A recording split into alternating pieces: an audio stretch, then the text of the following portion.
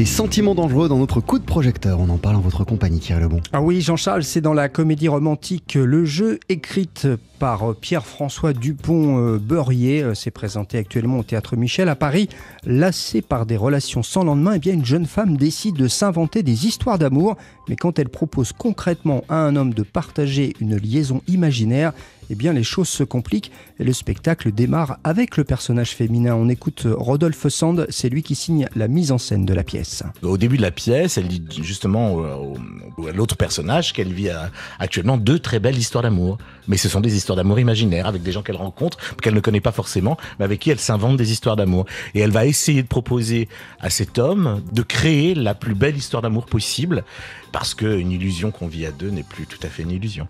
Mais c'est une pièce qui raconte, au-delà d'une comédie romantique, ce que c'est que quand la réalité nous fait défaut, est-ce que l'imaginaire ne peut pas la supplanter. Voilà, c'est un peu ça. Je trouve qu'il y a un message beaucoup plus profond et plus fort que dans une comédie romantique. Enfin, disons que c'est Notting Hill qui a bouffé Freud, quoi. Et pour le personnage masculin de cette pièce, le jeu, les choses ne sont pas simples. Déjà parce qu'il est en train de vivre une séparation et que la jeune femme qui lui propose donc cette histoire d'amour imaginaire est, disons-le, plutôt exigeante. C'est même presque magique ce qu'il arrive à faire, puisqu'au début, on voit un garçon un peu empoté, un petit peu maladroit, et il va s'embellir au fur et à mesure par le regard de sa partenaire, mais aussi par l'histoire qu'il va vivre.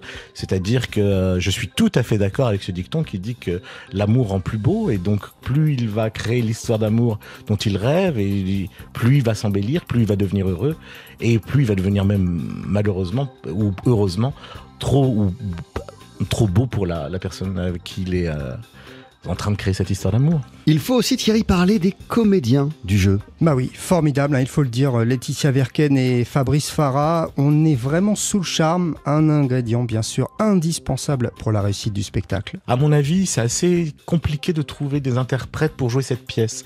Parce qu'en effet, il faut être très en empathie. Il faut qu'on puisse tomber amoureux de l'amour. Et en fait, il n'y a pas beaucoup de comédiens qui sont capables de transmettre ça. Enfin, tout le monde n'est pas Julia Roberts ou Laetitia Verken, pour le coup, qui en effet, je trouve, est une grande artiste et une grande interprète pour ce type de choses, puisque à la fois, elle ne devient pas une ennemie pour les femmes, ou pour les hommes d'ailleurs aussi, mais et on a envie de tomber amoureux avec elle. Et d'elle aussi d'ailleurs. Donc, et Fabrice Farah est formidable aussi, c'est un comédien avec qui j'avais déjà travaillé, et qui a la grande particularité de pouvoir faire passer la maladresse avec aisance, puisque son personnage en effet est assez maladroit dans la pièce, et qui n'a pas peur de faire la part belle au texte.